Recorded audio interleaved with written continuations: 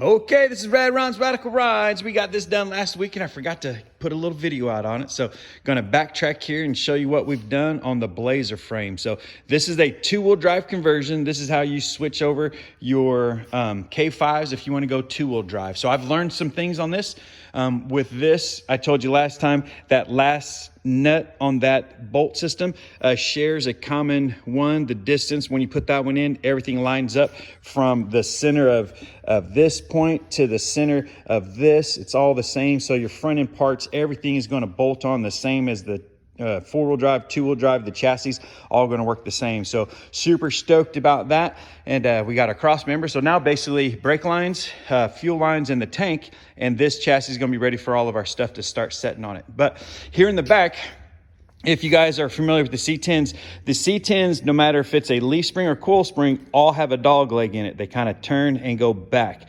I assumed, and you know what happens when you assume, that this was the same as the trucks, but it's not. It's like the square bodies that when they went to leaf, they went straight back. So I could not do the trailing arms in it. I had the cross member for it.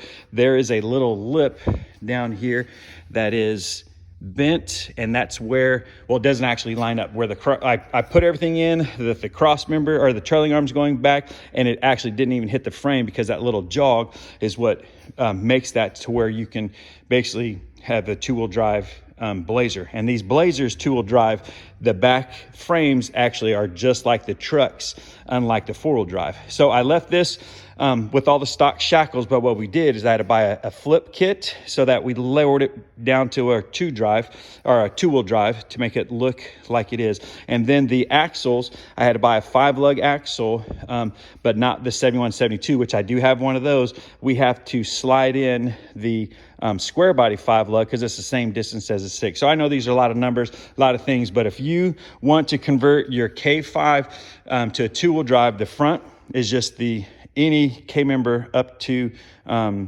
2-wheel drive up to 87 will work on this because they're all the same. The back, you can't go with the trailing arms unless you actually have a 2-wheel drive. And if you already have a frame, then it's already 2-wheel drive. So, but to convert these, I just did a nice little flip kit and then made it to where, you know, the original shock brackets in the front. You notice this is what's different with the what you call it, C10s. They're both on the front. If it's opposite on the back, it would be a square body. So kept everything original just in case somebody wanted to go back in the future to 4-wheel drive. I did not want to cut and mess up this frame, so I kept it original and just did a flip kit. And so now it's going to give us our height that we want to, you know, have 2-wheel drive. So hey, this is Rad Ron's Radical Ride. You guys have a great day. Remember, for me and mine, there's only one way.